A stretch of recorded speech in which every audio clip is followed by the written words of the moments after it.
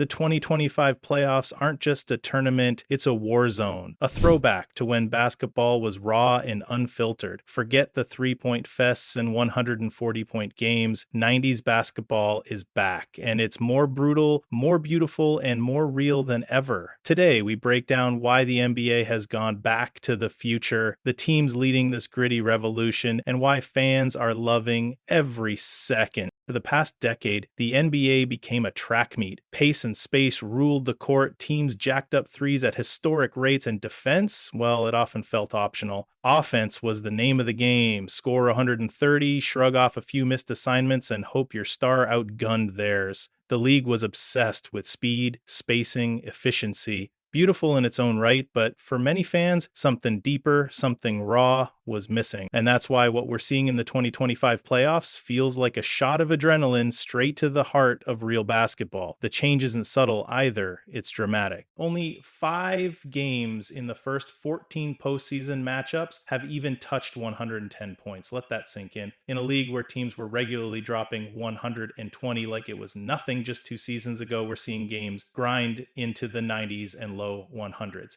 This isn't a scoring drought, it's a mentality shift. It's harder to get clean looks. It's harder to run. Every inch on the floor is a battle. Possessions matter. Again, coaches are slowing the tempo, forcing teams into half-court wars and prioritizing defense the way legends like Pat Riley and Chuck Daly once demanded. This isn't just old heads reminiscing either. The numbers back it up, and the intensity on the floor is impossible to deny. It's the kind of basketball that built dynasties, the kind that tests your heart, your toughness, and your will, not just your shooting percentages. For the first time in years, it feels like playoff basketball actually hurts again, and fans across the league are eating it up. So, how exactly did the NBA playoffs time travel back to the 90s? It's not just a vibe, it's a full on blueprint being dusted off and weaponized by the smartest teams in the league. First and foremost, physical defense is no longer a suggestion. It's mandatory. You can't survive in these playoffs if you're not willing to absorb punishment or deliver it. Just look at the New York Knicks versus the Detroit Pistons. 2 teams throwing haymakers, not just figuratively, but in the trenches, in the paint, at every loose ball. Every rebound is a collision. Every drive is a war. It's the bad boys Pistons reborn, only now there's no handshake rules holding players back. And it's not just about being physical, it's about how teams are defending. Switch heavy schemes are giving way to old school principles. Lock up your man, fight through screens, box out with everything you've got. Teams are cutting off fast breaks at the source, forcing opponents into slow, painful half court sets where every pass, every dribble is contested. We're watching the rebirth of perimeter defense as an art form. Hand checking may still be illegal, but bodies are leaning, arms are bumping, and refs are letting them play more than they have in years. Offensively, the change is just as dramatic. The frantic pace has been replaced with surgical half-court execution. It's not about sprinting and spacing, it's about reading the floor, punishing mismatches, and grinding out buckets the hard way. Teams are posting up again, guards are setting up mid-post isolations, bigs are getting touches inside instead of camping at the three-point line. It's basketball that demands patience, precision, and poise under fire. And here's the sneaky genius part. It's not just the players who changed, the league itself helped engineer this evolution. Rule tweaks like the flopping penalty have drastically cut down on foul baiting. Players can't simply fall over and expect whistles anymore.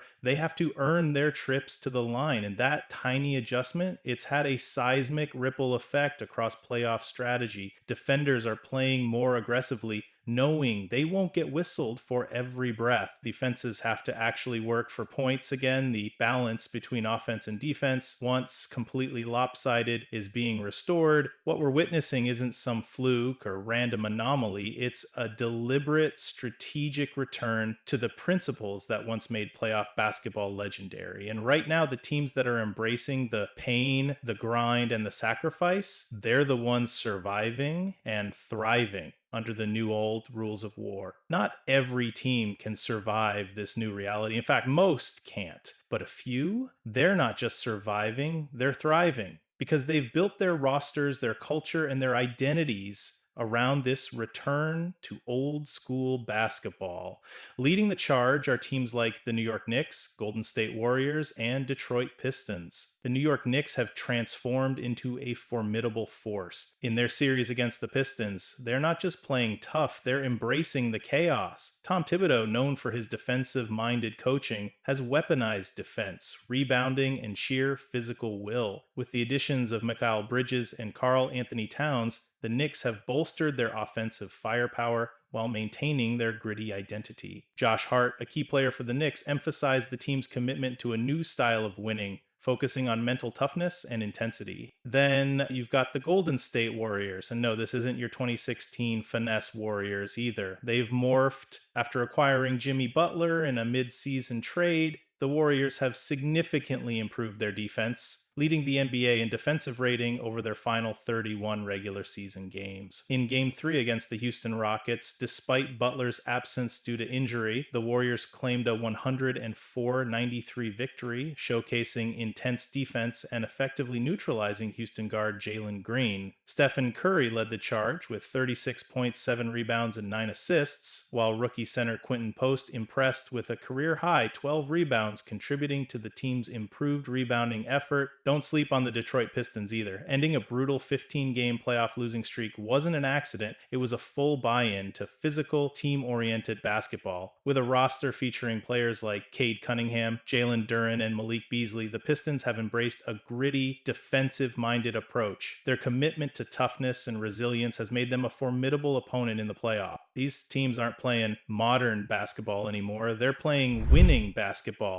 The kind that isn't built on viral highlights, but on blood, bruises, and a brotherhood forged under playoff fire. And make no mistake, in this new old NBA battlefield, the soft will be exposed and the strong will rise. It's not just players and coaches feeling this shift. It's the fans. And the response? It's been nothing short of electric. For years, NBA fans begged for more defense, more intensity, more games that meant something possession by possession. And finally, in these 2025 playoffs, the league has delivered. Social media is exploding after every bruising, low-scoring slugfest. Fans aren't complaining about bad offense. They're celebrating real basketball. Every stop feels bigger. Every physical confrontation feels like a statement. Every closeout, every contested rebound is treated like a mini victory in a war of attrition. Because here's the truth, deep down, NBA fans love the struggle. They love seeing stars pushed to their limits. They love watching finesse scorers forced to adapt when their first move doesn't work. They respect when a superstar doesn't just hit shots, but digs in defensively, gets dirty, and refuses to back down. Fans have always revered players like Michael Jordan, Kobe Bryant, and Kevin Garnett, not just for how they scored, but for how they competed or their edge. And that edge is back in today's playoffs, not just with one team or one player, but across the entire landscape. There's another layer to the unpredictability. In recent years, playoff games often felt like shootouts decided by which team hit more threes. Now, it's survival of the toughest. You can't just outshoot your opponent, you have to outfight them.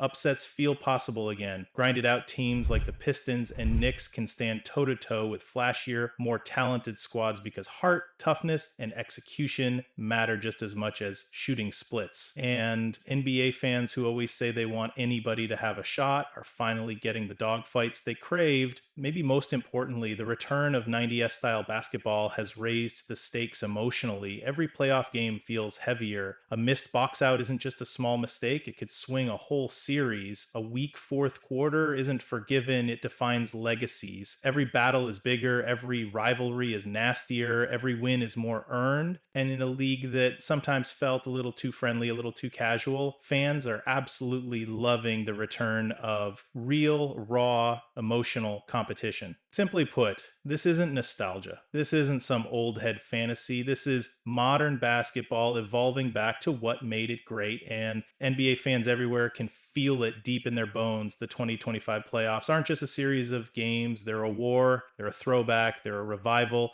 and the NBA has never been better for it. But the big question lingering over everything right now is simple. Is this the new normal? Or is this just a nostalgic blip? a moment where the stars aligned, where injuries, roster construction, and a few rule tweaks temporarily dragged the NBA back into the mud. There's a real argument for both sides. On one hand, the DNA of the league has changed. Young stars like Anthony Edwards, Cade Cunningham, and Paolo Banchero aren't just highlight hunters. They're two-way monsters, built to survive wars, not just win shootouts. Teams are finally realizing again that physicality, rebounding, and defense aren't optional luxuries. They're non negotiable if you want to lift the Larry O'Brien trophy. And with the NBA tightening up on flop calls and cheap fouls, it feels like the conditions are set for this tougher, grittier basketball to stick around for a while. But on the other hand, the NBA is a league of cycles. Every era swings like a pendulum. When scoring drops, teams eventually adjust. GMs look for shooters, scorers, and skill over size and strength. Rule committees tweak the officiating again. Players evolve to find new loopholes. It's possible that 2 or 3 years from now, we're right back to 130, 125 games, unlimited spacing, and teams launching 55 threes per night. It's the natural rhythm of the game. What makes these 2025 playoffs so special, though, is that it doesn't feel forced. It's not manufactured nostalgia. It's organic. It's real. Players didn't grow up watching Charles Oakley and Dennis Rodman. They grew up watching Curry, Durant, and Harden. And yet, when the spotlight is the brightest, when the pressure is the heaviest, basketball naturally regresses to its purest form. Toughness, heart, execution, defense, whether it lasts 2 more rounds or 2 more decades. The fact that we're here right now watching modern stars embrace 90s basketball is a gift. It's a reminder of what makes the NBA timeless. Styles change, rules shift, but when everything is on the line, the game always finds its roots again. And the real ones, the real fans, they wouldn't want it any other way. If you've been loving these 2025 playoffs, the blood, the sweat, the straight up wars every night, you're witnessing history. 90s basketball isn't just back, it's alive, it's breathing, and it's reminding the world what real greatness looks like. Now it's your turn. Drop a comment below and tell me which team is built to survive this new battlefield, which star is proving they're tougher than the hype. Smash that like button if you're riding with this new era of old school basketball, and if you're new here, hit that subscribe because we're breaking down every fight, every grind,